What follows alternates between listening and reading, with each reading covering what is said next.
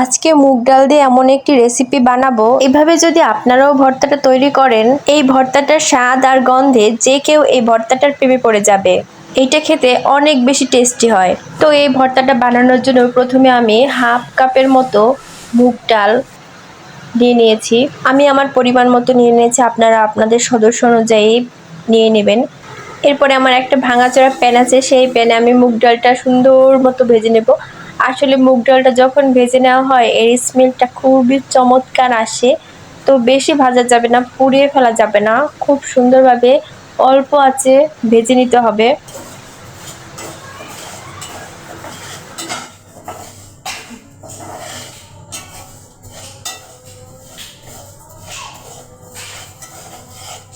দেখুন আমি কিভাবে অল্প আঁচে ভেজে নিচ্ছি, আপনারাও এভাবে ভেজে নেবেন। মুগ ডালটা ভেজে নেওয়ার পরে সুন্দর করে এটা ধুয়ে পরিষ্কার করে নিয়ে তারপরে এর মধ্যে কিছুটা পানি দিয়ে দিব।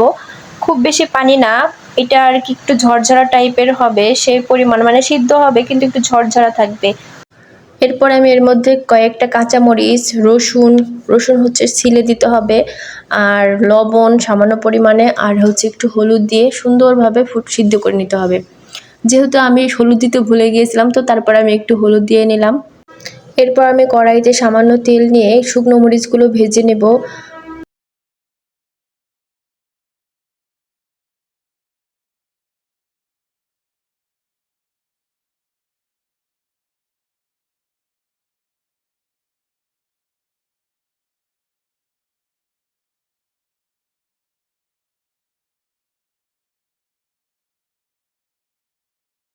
আসলে ভর্তাটা একটু ঝাল ঝাল হলে খেতে কিন্তু দারুণ লাগে, তো আমি একটু বেশি করে শুকনো মরিচ ভেজে নিচ্ছিলাম।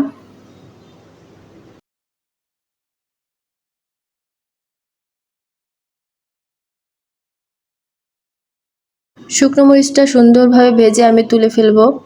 এরপর এখানে দিয়ে দিব পেঁয়াজ কুচি। একটু বেশি করে পেঁয়াজ কুচি দিয়ে সুন্দর করে ব্রেস্তার মতো যেমন লাল লাল থাকে, তো সেভাবে পেঁয়াজগুলো আমি সুন্দরভাবে ভেজে নেব। এটা যদি ভর্তার মধ্যে দেওয়া হয় অনেক বেশি টেস্টি লাগে, তো আমি এভাবে অনেকগুলো পেঁয়াজ নিয়ে সুন্দরভাবে ভেজে নিচ্ছি।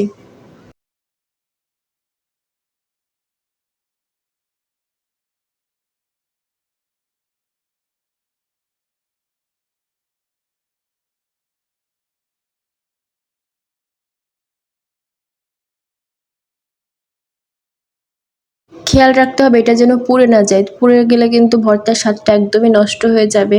তো এটা খুবই সাবধানে সতর্কভাবে আপনার ভেজে নেওয়া লাগবে লাল লাল করে।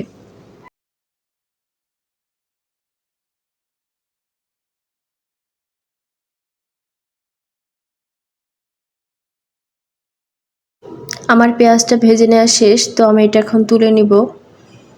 এরপরে সেই তেলেই দিয়ে দিব আমি কিছু রসুনগুলো এভাবে ভেজে দিলে খেতে কিন্তু দারুণ লাগে, তাই আমি এই রসুনগুলো ভেজে তারপরে তুলে নিচ্ছি। এরপর একটা শিলপাটা নিয়ে আমি ভর্তাটা বেটে নেব। আপনারা চাইলে ব্লেন্ডারেও ভর্তাটা করে নিতে পারেন, তো আমার শিলপাটাতে বেশি ভালো লাগে, তো আমি শিলপাটে এটা খুব সুন্দরভাবে বেটে নিব। দেখেন এটা কতটা ঝরঝরে হয়েছে, আমি বলেছিলাম যে মুগ ডালটা একটু ঝরঝরে করে সিদ্ধ করতে হবে, তো আমি ঝরঝরে করে সিদ্ধ করে নিয়েছিলাম। খুবই চমৎকার হয়েছে সিদ্ধ করাটা। তো তারপরে আমি এটা এখন বেটে নেব খুব সুন্দরভাবে।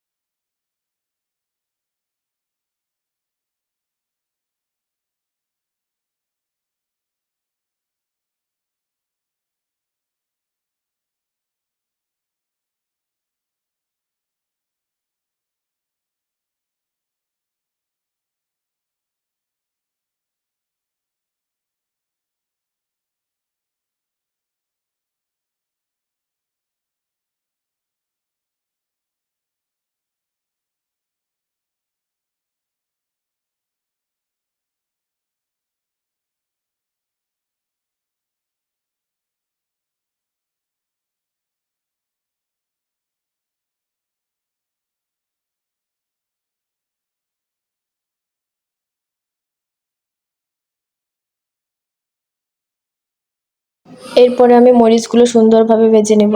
মরিচটার বোটা সহ আমি ভেজে নিয়েছিলাম, বেশ খানিকটা মরিচ নিয়েছিলাম যাতে একটু ভর্তাটা মানে একটু ঝাল ঝাল টাইপের হয়। তো আমি অনেকগুলো মরিচ নিয়েছি, তো সেই মরিচগুলো সুন্দরভাবে আধা বাটা করে নেব, মানে একদম মিহিন করে না, আধা বাটা করে নিলে এটা খেতে দারুণ লাগে। তো আমি সেভাবে নিয়ে নিচ্ছি।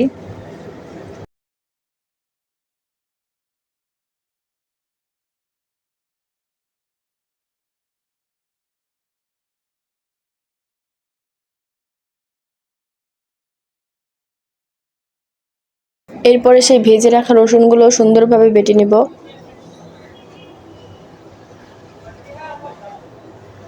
এই ভর্তাটা আসলে গরম ভাতের সাথে খেতে কিন্তু বেশ লাগে, আপনারা অবশ্যই বাসায় এটা ট্রাই করে দেখবেন।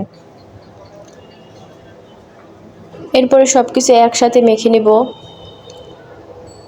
তো আমি পাটার মধ্যে নিচ্ছিলাম যে আমার পাটার জায়গা হচ্ছিল না, তারপর আমি একটা বাটিতে করে বাকি কাজটা কমপ্লিট করছিলাম।